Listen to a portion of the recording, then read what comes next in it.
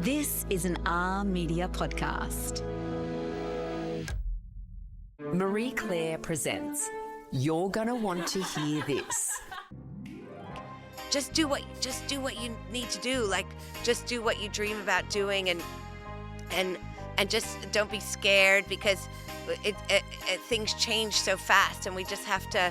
And also, don't put your happiness on other people as much as you can, and try and enjoy every day with yourself.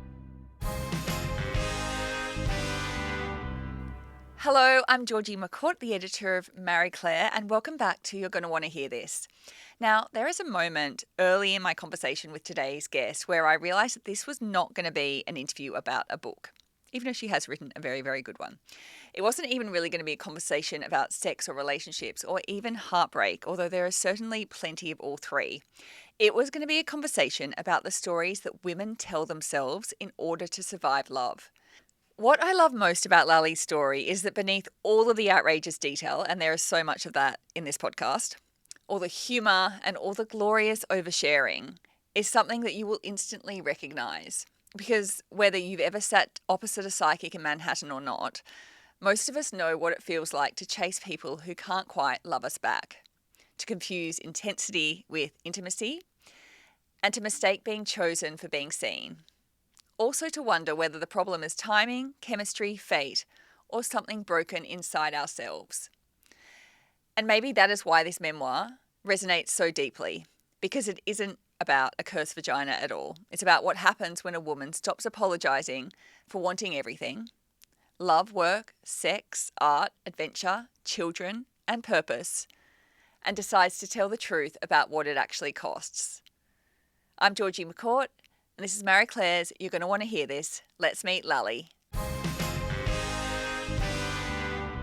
Lally, you first met Cookie in that snowstorm in New York, and she tells you that your love life is cursed. So take me back to the beginning of the book, which, by the way, is called My Cursed Vagina, which is the best book title of all time. But take us back to the beginning. Well, I was staying, I think I was maybe 31, 32, and I was on a Churchill Fellowship, to study theater and bring back what I learned to Australia. And I was staying, but I was in New York, and it was this big snowstorm, and I was just stuck in my Airbnb for at least like a week. And I was just kind of, it sort of was like this kind of intense time of loneliness, because it was making me realize, oh, I'm really alone. And meanwhile, I was texting these two guys that I was in love with. I mean, two really does bring the stakes down a little, but but just putting out the calls to all your exes, yeah. But no, and I wasn't hearing back from them. I was like, oh, I'm completely alone. And then it stopped snowing, and I was like, okay, I'm out of here. And so I went for a walk, and it was about, I don't know, at 9 p.m. or something, and I was walking down, and I saw this neon sign saying psychic readings, and I was like, oh, maybe this is the answer to my loneliness. And so I went in. I feel like that's very common. Women often use psychics or tarot readers as sort of therapists in a way.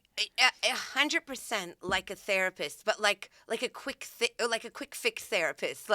So you don't have to do years of work. You can just kind of get right in there. Well, because ultimately the answer we want, women and men, I guess, if you're looking for love, you want to be told, it's okay, you're going to find love. And that's where, Cookie comes in. So you're sitting there, and tell me about how she actually comes to the realization. Was it early on in the reading? So she started off reading my palm, and she traced all the stuff in my palm, and she was telling me about my life, and that I was, and it was funny because I'd never had a palm read before, and I found it quite powerful to kind of hear I was going to have children, and I was going to have a long life, and and even if I didn't know if she was 100% right or something, it was I was surprised at my reaction hearing this. And then she went into the tarot afterwards, and that's when she told me, she was like, okay, you can have anything you want, you got everything you dreamed of, but you got a curse. And so that it's because before that it was all good news. It was you're gonna be successful. You're going to have money. You're going to have 3 children. You're going to marry your soulmate. And then in the tarot, that's when but she was just kind of flipping through the cards. But and And so it was like it's dangled in front of you. You're going to have everything a woman, like, like that we're told as women that, that will The make cultural expectations of what a Yes. woman should want to have. Yeah, and I'd always felt like a little bit outside. Like for a long time, I didn't really care about the cultural expectations. And then in my 30s, I found that I felt quite left out from it. And I was like, some of my friends, were starting to settle down and have children. And I was starting to feel like an outsider at like kids' birthday parties and stuff like that. And so it was, and then to be like told by her that I was going to be an insider, but I was also going to keep myself as a writer was kind of like, oh, amazing. But then to be told, but there's something standing in your way and it's a curse I was like, oh, it's not going to happen. But then she had an easy fix for it, which was I could just give her a bunch of money that night. And it was a lot of money from memory. It was over $1,000. I think it was $1,400 was the initial price.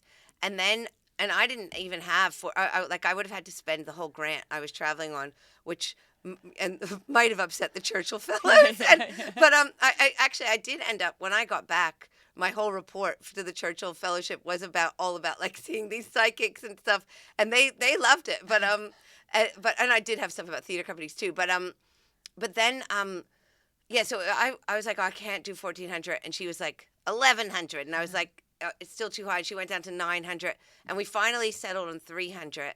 And I was like, what am I doing? This is crazy. But then she like looked me. We were bartering, and then she looked me in the eyes, and she was like, your vagina is cursed. Your vagina smells like rotting corpses to all men. And I was like, oh, makes sense. That is so confronting. It was so because no one like every woman would be worried about their vagina smelling like rotting corpses. She was like, it's a cemetery of rotting corpses. But it also made sense to me. I was like, there's something in me that is like makes men feel death, or like makes them like. So you genuinely believed her? You did feel like you were cursed, and then when she said your vagina is cursed, were you like, that makes sense? Yes. I didn't know if it, but like she was like, it doesn't smell like that to women, because I was like, oh, maybe I could ask a friend or something. I thought karmically she's right.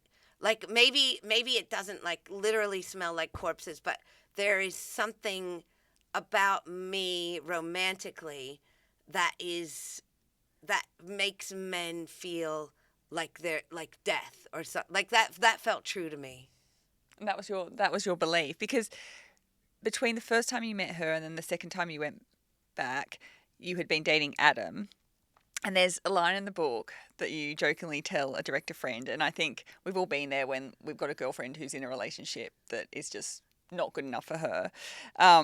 And you tell this friend that I've been living in Adam's apartment for 1.5 years, but I don't have a key. He calls me his flatmate, and he blocks me when I try and hug him. And yet you had been with him for 1.5 years. And I honestly nearly died reading that. But we've all been with emotionally unavailable men. So, like, at what point did you realize that was a relationship that was toxic? Did you know in that relationship? I think I was I think I tell myself such a story about things that I was like telling myself this story that we were soulmates, and like in a way we were soulmates, like creatively and as friends, but I think he was like maybe a little bit bombarded by me, and like a little bit, I don't think he kind of had the communication like skills to be able to say that this wasn't what he wanted, because I was just like, we'll just keep this going, and I think he was trying to tell me in his own way by blocking me every time I tried to hug him, or or calling me his flatmate, or not letting me have a key. And you're also at the age, like you would have been 32, 33 then, like you were at the age where you want to find a partner who you can, potentially be with for life, maybe have children with. So it's sort of, you can talk yourself into the wrong relationship. Yeah, absolutely. I think I was like, and I think because people early on would say, oh, you guys are just perfect for each other, and that I sort of wouldn't let go of this narrative that we were. And then when the director said that, I was like, oh. And I also, I also this amazing Melbourne writer Chloe Hooper, who's like, she's a brilliant writer. She was always really kind to me. Like she's only like a few years older than me, but much wiser. And I remember she kind of sat me down and said, "Listen, if you don't want to have children, that's fine, but don't spend your childbearing years with someone who might not want them." And so that kind of really woke me up, and I've since given that advice to other women, because it's like, because I wasn't it's not like I'd lived my life trying to have those things, but at the same time it was something I was really starting to feel strongly and wonder about, and it was like, oh, those years are actually. And you can wake up and you've spent 10 years with someone and you can suddenly be 40, and I see it to happen to women all the time, and suddenly you're with a partner who doesn't want the same future as you, and you've given a whole decade. In this case, it was a year and a half with a guy who wouldn't let you hug him and called you his flatmate. Like the years do kind of just go. The years go so fast. And I think sometimes it's easy for people just to be in holding patterns and to kind of, because the unknown is scary, and so a lot of the time you're like, but well, now I've already invested this much time, and I think in a way, like, once I brought it up to him, then he was really clear about it, and he was like, well, I don't see us doing those things, and then even after he said that, then I was like, are you sure? Are you sure? Are you sure?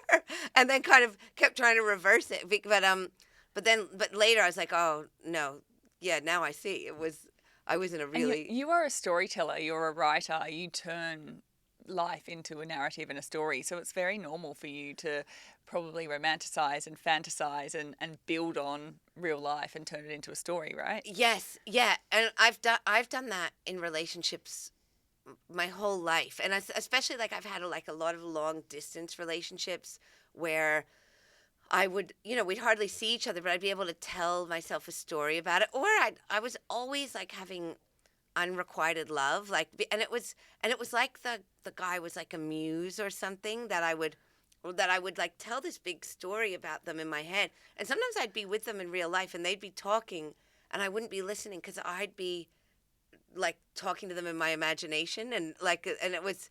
And thinking, what are they thinking? And I think so many women do it. We romanticize. I mean, that's crushes and unrequited love, and it often ends in heartbreak, but it's really common. It's really common, and never have I had an unrequited love thing that has turned around. Like never, because it's like too weird. It's weird for the other person too. Like, because often they really want to be friends, and there's like this, but I think there's enough stories about it where it does turn around that you kind of go, and you get hope from these stories, and you sort of hold on from these stories. I remember I had this amazing psychiatrist for a little bit in Melbourne, and she was telling me that she was saying that Sex in the City, where because Mr. Big turns around and like falls, she was like, that is responsible for so many women staying in these like not very good relationships because they're waiting for Mr. Big to see, the romantic comedy finish, sort of. It's also like I was in a long-term relationship where he didn't want it in the beginning, and I chased it, and then finally he said, okay, let's give it a go. But as the years go on, it's actually not that nice knowing that that's your beginning, because you hear all these stories, you sit at weddings where, I saw her and I fell in love instantly. Yeah. Like that. It's not nice knowing that person didn't want you in the beginning and you had to chase it. Like that doesn't feel good over time. It doesn't feel good over time. It's true. And then you start to, and of course you always wonder, like, what if they meet someone that they do just want in the beginning? Like that it is just like they have that feeling about, or, yeah. And it's, yeah, I think because I would get quite, like, because I'm quite open and stuff, and I would become very good friends with men, and it would be like a big connection. But I think the more connected we were, the more they were like, oh, she's my friend. Like, this is anything but. But I'd be like, but we're so connected. It must be love. Soulmates. We're like soulmates. we're having babies like any minute now. You write that even when relationships are ending, you are still secretly taking photos. So bedside tables, messy beds, apartments, so you can remember every detail later. What is the strangest thing that you've ever photographed thinking, this will definitely work? do you know what? I was sort like seeing or like something with like this Canadian cowboy who lived in Sydney when I lived in Melbourne, and I took a photo. I took a photo of his toilet. I took a photo of. I think he had like a saddle. I took like a photo of his saddle, and then he was And what else? I took like a photo of some dirty dishes, and then he. This like, is for your stories, this right? is So for- you're collecting these for your story because everything you write, and you write about this in the book, everything that you experience, your lived experiences, all go into a piece of work. It's your writing. Pretty much everything that I remember, I write about, and the way that and the way that I can remember things is by like taking photos. So like, you're not just photographing toilets just for like your personal no, archive. no. It's like I wonder why I chose his toilet to photograph. But it's because so you can remember the scene. You The can scene, remember yeah, everything. yeah. But then he was like, he wanted to see one of my photos, and then he saw it. He was like, "Why did you?" And I was like, I don't know." How do you explain that? Yeah, he was just kind of, and then I started to explain. He was like, "Never mind." But that was the last time we saw each other. So lucky I took those photos. Well, you've always got his toilet, so that's Yes. good. There's a part in the book, and it is a very funny part, but it's also great because you sort of destigmatize STDs, and it involves another man, Diego, and it's an email where you send him some life-changing news that you discover. So, firstly, who was Diego? What was happening between the two of you? And tell me about sending that email because you send it quite quickly and just, put it all on the table. Well, Diego was a guy that I met shortly after my breakup with Adam. I was in Austin, Texas, and I was on my way to do this solo show I'd done in Mexico, and I stopped off in Austin because I'd always wanted to go to Texas, but I'd heard this song about heartbreak that is in an Austin chili bar, and this song was like my sort of like one of my breakup anthems, and then so I was like, so you just feel like I'm like breakup songs, like romantic songs, I feel like I connect with them so much. Oh, they're so much. Even when I'm happy, I don't want to listen to happy music. I still like to listen to like sad, really sad, because you feel so much from it. And probably as a writer, then you get this sort of burst of energy to, creatively. Yes, yeah. And I almost always, when I'm writing, I almost always listen to like really sad songs on repeat, especially sad songs that I listen to at a certain to sort of bring me back into that time. And so one of them it was called Dublin Blues, but it was like by this singer named Guy Clark, but it was about being in this Texas chili bar and like drinking these Mad Dog margaritas and wishing he was there and not caring where this person he was heartbroken over was. And so I was like, that's what I'm going to do. And so I went to Austin to go there, and it was amazing. Like the Texas chili bar was amazing, and the margaritas were amazing. I barely ever drink now because I'm not good. Like I have one, and then it's like on my mind to. Well, I want 10. Yeah, it's like that. One's not enough. Or no, one. What's this? Like one's not enough. 100. No, I can't remember. 100's not enough, but one's too many. But like it's like it calls to me. But I think that night I had like 4 margaritas in different places, and I'd gone and like to this like Texas two-step bar, and then I met Diego just walking on the street, which is where I meet most of my boyfriends, and I wasn't like interested in him at all, but he was just kind of fun and easy to talk to, and then I ended up like going to this nightclub with him, and then he ended up coming back to my hotel room with me, and we like had this wild night, and the whole time in my mind I'm like, I'm in control of this situation. Like I'm not. I mean, as if I'm gonna get heartbroken over this stranger I've met on the street. So fast forward 2 days later, and I'm obsessed with him, and it's all I think about, and all I do is like listen to songs that he played me, and then I went look for signs as to why you're meant to be, and it all makes sense in your head. Yeah, and it's like I did have to be suspicious of myself because it's like. It's almost like, and I don't blame the men because it's like they were like cardboard cutouts that I would just insert into my fantasy, like my like soulmate fantasy and it was like a cardboard cutout. And then so I was obsessed with him, and then after I was in Mexico, I went back and visited him in Dallas, and then I went back to Australia, and I was like, and like I used to have in my 40s, it doesn't happen, but when I was younger, I used to get like yeast infections all the time, and it was like the bane of my existence. And then after seeing him, I was like, oh, I think I'm getting a yeast infection, and then it like just kept getting worse and worse and worse. I was like, and I went to get laser. And you're like, I have uncursed my vagina. Like this This should should be happening. not be happening. Why? Yeah, and I did think that. I paid a lot of money for this. I paid a lot of money. My vagina should be fine. And then I was getting laser hair removal all the time, and I had a session. I was like, I don't know. Are we okay to? And she was like, I don't think so.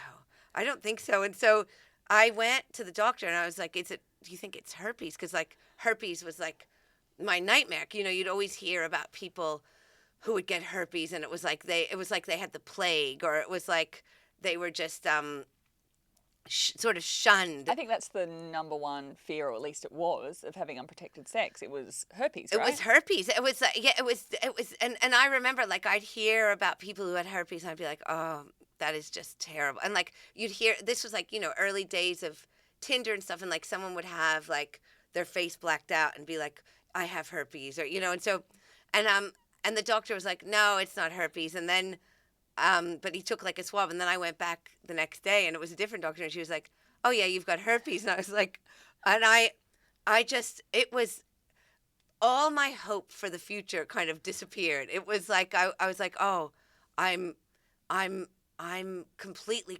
cursed. Like I'm outside of society now. And I was sobbing, and she was like, she was surprised. She was like, it's not a big deal. It's, you know, do you know how many people have it? This is not a big deal.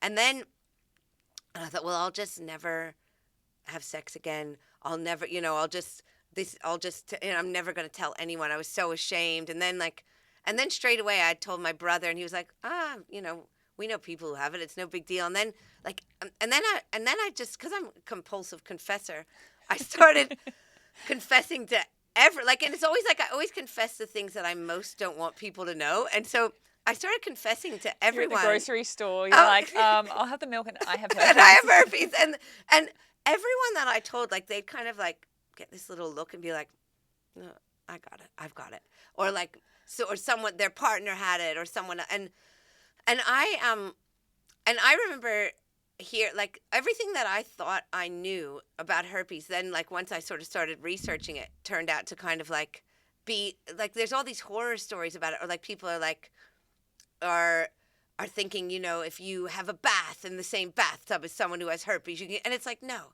you can't. It pretty much just has to be skin to skin, and it's, and like, and I went to see like another STD doctor she said, we don't even test people for it anymore unless they ask to be tested, because it's so common, and a lot of people have it but have never had symptoms, and then they find out that they've got it and they have a mental breakdown, and it's like, and she was like, it's just so common, we don't do it. And I was like, oh, so the mistake I made was getting tested.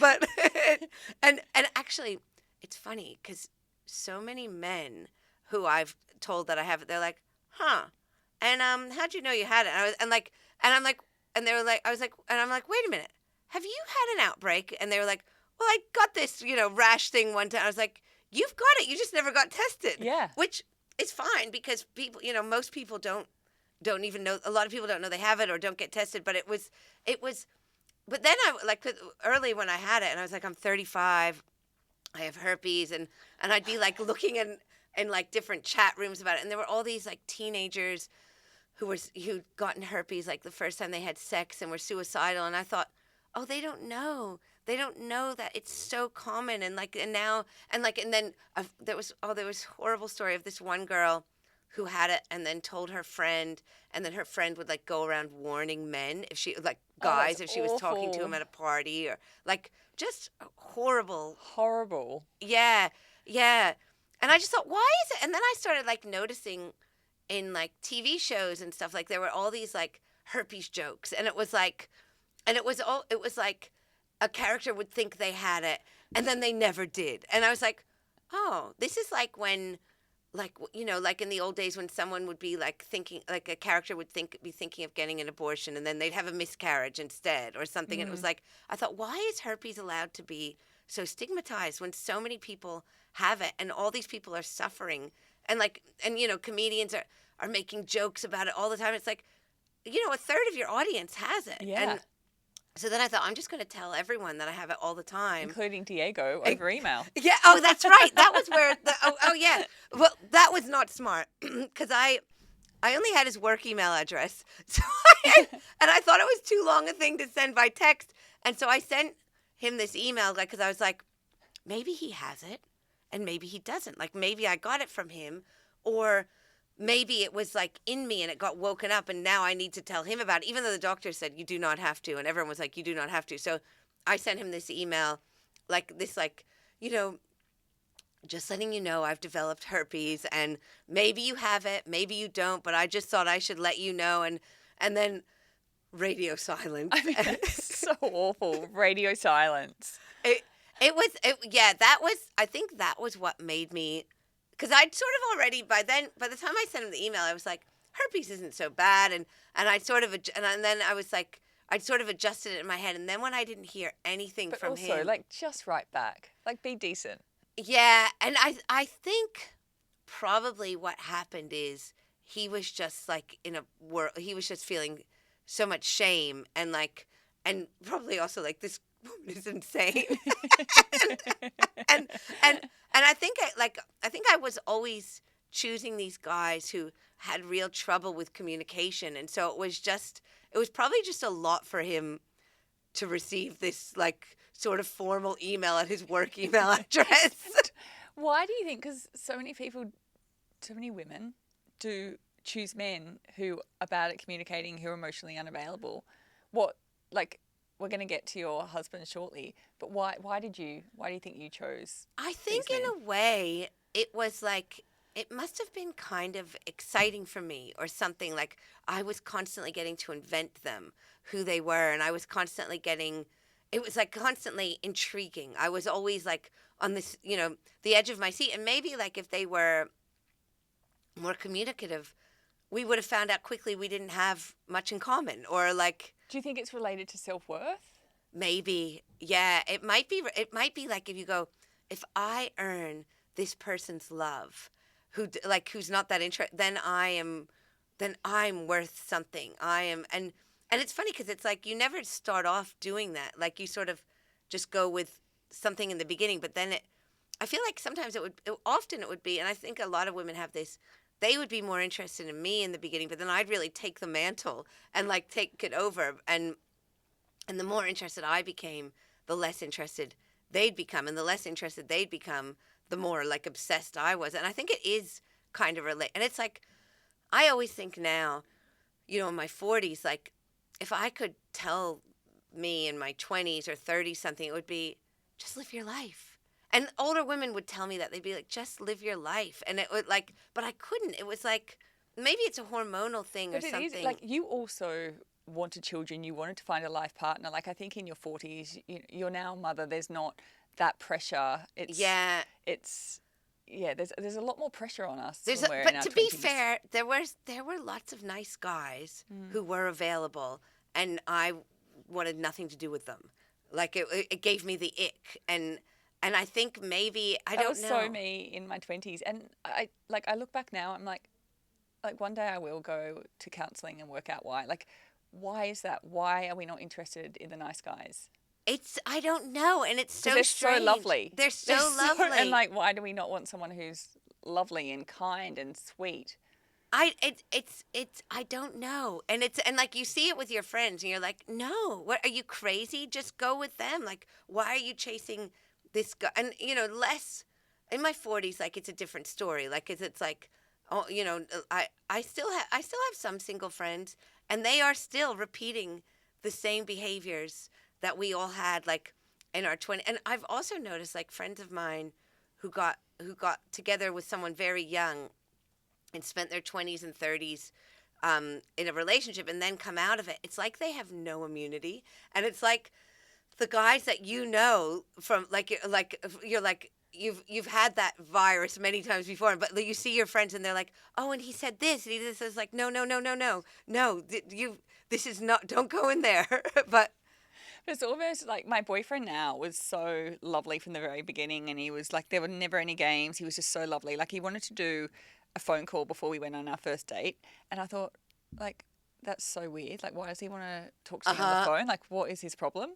Like, it's almost like we don't know what to do when someone's really, really nice. And then he wanted to do another call. I was like, why does this guy want to speak to me? Like, why doesn't he just want to meet on the date? But it's almost like you have to retrain your brain and just, remind yourself that nice guys are lovely. And do you think most women have it, or do you think it's just some? I've got a lot of friends who are with lovely, lovely men. Yeah. But there are definitely people I know who do have it. But yeah, a lot of my girlfriends, they're the ones who are still married.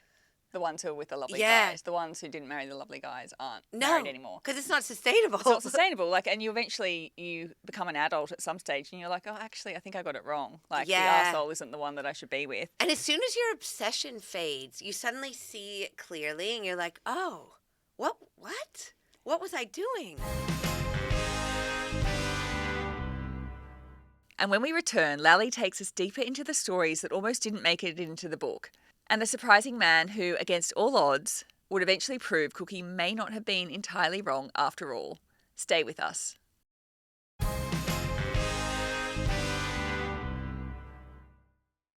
I want to talk about your soulmate, your husband, because at some point this memoir goes from psychic curses and emotionally unavailable men, like Adam and Diego, to a Vegas wedding, which happened very quickly, 3 months from when you met your now husband.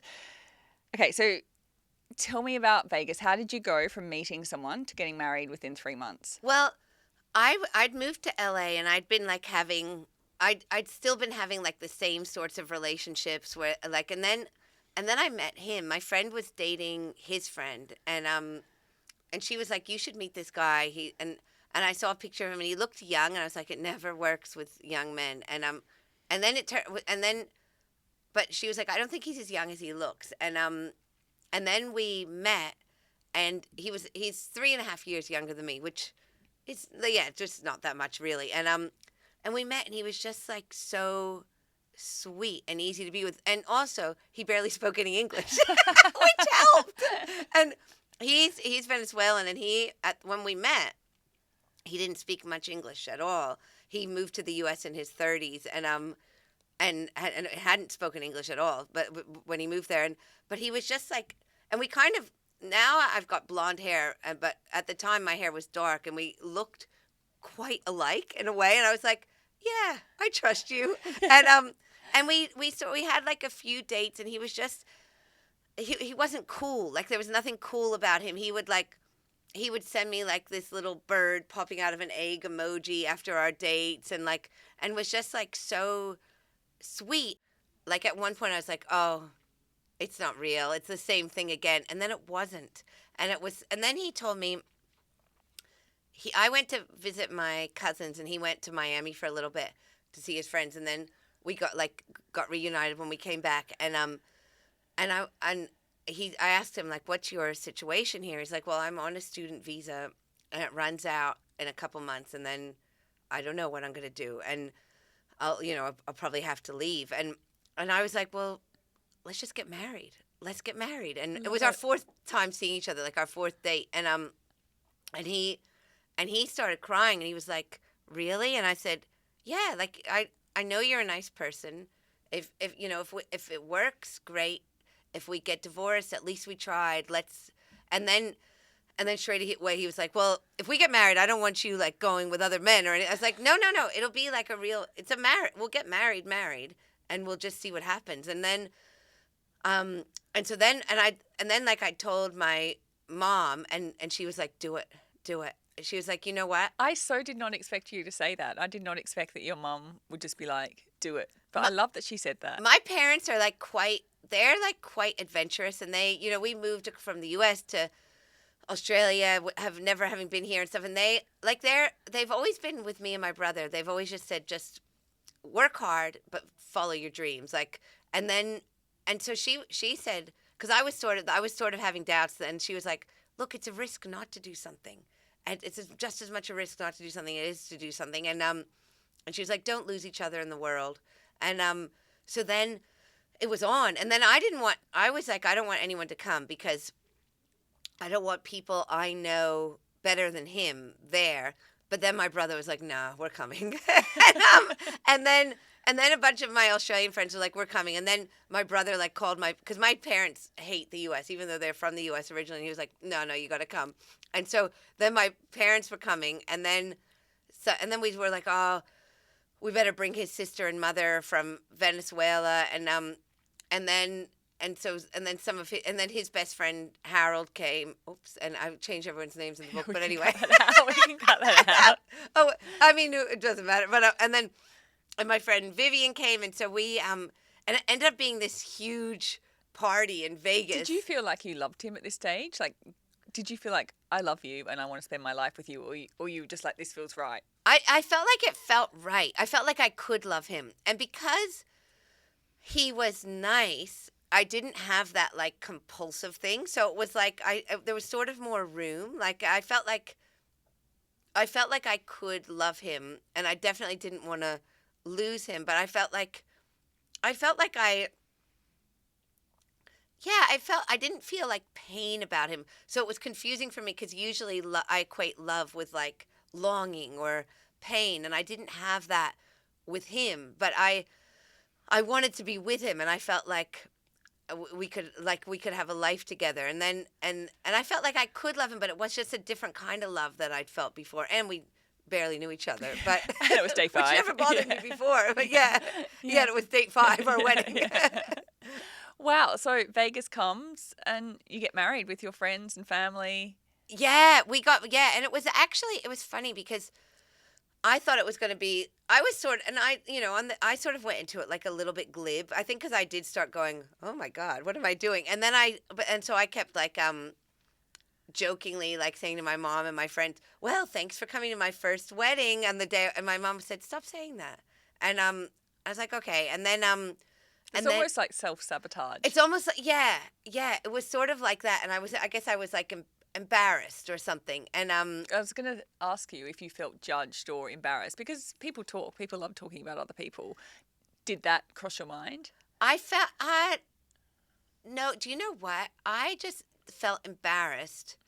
I've always had this where I knew my friends weren't judging me, or like they were there for the part, and I didn't feel embarrassed about anyone who I was close with. I felt embarrassed about people who I wasn't comfortable with. I felt embarrassed about like, people in Hollywood or something going, like seeing us and going, what are they doing? Or like, even though I'd tell the story like at meetings and stuff and people loved it, but it was like, it was people who made me feel insecure anyway that I felt embarrassed about it with. And sort of like, and there was like one night we went, when we were engaged, but before we got married, we went to see like this film, and he wore like this suit because we'd gone to the like getting, and it was a terrible suit, and I felt so embarrassed of his suit and like what people would think of his suit. And then my friend was there, and I was like, and I was sort of freaking out, and she was like, oh my gosh, he's just the most beautiful guy. And I was like, I said, oh, but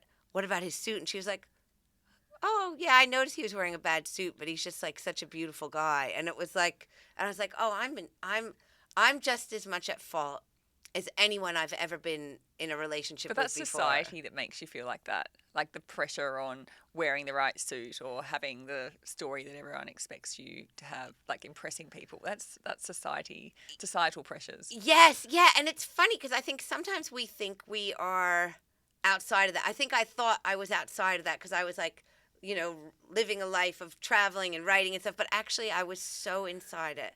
And still inside it in ways that I am only just kind of finding out now as a mother and stuff. Like it's impossible not to have it in your ear. How long have you been married now? Almost 10 years. Wow. Yeah, it's almost 10 years. Wow. And his English is very good now, and we fight all the time. Right, yeah. He can... Did you fight in English? Yeah. Yeah. Because we didn't understand each other well in the beginning. There wasn't much to fight about, and now we understand each other. But it's also but most of what we fight about is him feeling hurt, that I like, that he's like always doing like these big gestures of love, and like, and he feels like I'm just kind of like not noticing, and like kind of, and it's like, so it's kind of like I'm quite safe, like it's like I never worry that he doesn't love me. Like now we're here and he's back in LA, and he's like, why don't you ever call me? Why don't you text me? And it's like, But how lovely to feel loved. it's very lovely and to feel safe, It is, right? and he cooks for me all the time, and he's quite moody, as it turns out, and I'm actually not moody. Like I'm usually like I wake up and I'm happy, and he's usually moody because his feelings are hurt with me. Oh my God. I love it. I love that you got married after 3 months. Lally, last question. The name of this podcast is You're Gonna Want to Hear This. So what is one message that you want our listeners to hear? I think to just enjoy the story of your life, and enjoy, I guess it's like I had like a very minor breast cancer like a couple years ago, and it really, like, so minor, like the smallest tumor the surgeon had ever taken out of anyone, embarrassingly small, but it was like, Okay, but it's still breast cancer. I love how you're framing it with minor breast cancer. It's still breast cancer. It was, but it really, like, for a little bit, it sort of put me outside of life again, where I was looking at like, there's the world of the living and who belong in life, and then there's me, and then I was like, oh no, we all belong in the world of life. We all belong in anyone who's here is in the world of the living, and so it's like we just have to, like, we hear this all the time, but it is just like, just do what you need to do, like just do what you dream about doing, and just don't be scared, because things change so fast, and we just have to, and also don't put your happiness on other people as much as you can, and try and enjoy every day with yourself. That is great advice, and thank you so much. I've so enjoyed our conversation. Oh, it's been so much fun. Thank you so much. Wow, what a woman. I have been thinking about this conversation ever since Lally and I finished recording, and I think that it's because underneath all of the outrageous stories, and there are many, there is something profoundly human at the centre of it. Because Lally's story isn't really about being cursed. It's about being a woman who wanted everything and refusing to make herself smaller in order to get it. If you love this conversation, and I really hope you did, make sure that you subscribe to You're Gonna Want to Hear This. And if this episode made you laugh or cringe or cry or all of the above, please immediately send it to the women in your group chat, and rate, review, and share away. I'm Georgie McCourt, and I'll see you next week.